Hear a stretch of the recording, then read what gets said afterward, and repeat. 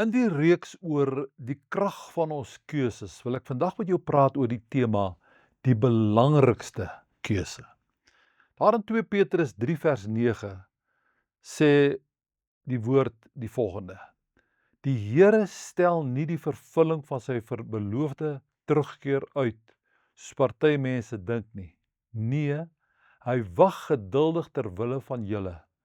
Hy wil nie hê, hoor mooi, hy wil nie hê dat sommige verlore gaan nie, en daarom gee hy meer tyd dat almal tot inkeer kan kom.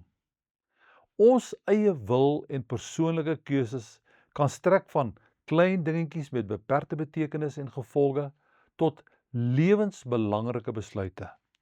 Ons moet net besef dat ons God nie vir die gevolge van ons eie verkeerde keuses kan blameer nie. Ons kan hom wel om vergifnis vra omdat ons ongehoorsaam was aan sy wil en hom vra om ons te dra te midde van ons omstandighede. Vergifnis is een ding. Die gevolge van verkeerde keuses is 'n ander ding.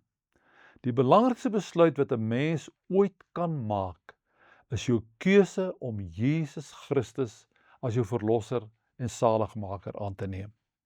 Dit is die besluit wat nie alleen die grootste verskil in jou lewe hier op aarde maak nie, maar alle verskil in die lewe na die dood.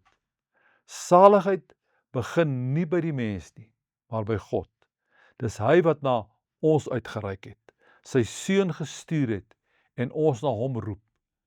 Dis egter ons wat op sy uitnodiging moet reageer, op sy uitnodiging moet antwoord. Hy roep ons, maar ons kan vir hom ja of nee sê. Om die ewige lewe te beerwe en hemel toe te gaan, is 'n totaal vrywillige saak. God is met respek gesê nie 'n kaper nie. Niemand gaan in die hemel wees teen hulle wil en sin nie. Ons skrifgedeelte het dit duidelik gesê vandag, dat dit God se wil is dat almal tot inkeer sal kom en nie verlore sal gaan nie.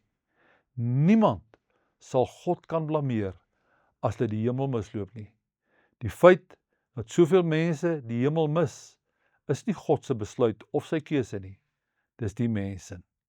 Sal ek en jy net 'n oomblik vir die Here sê, ja Here, vir u wil ek altyd ja sê. Amen.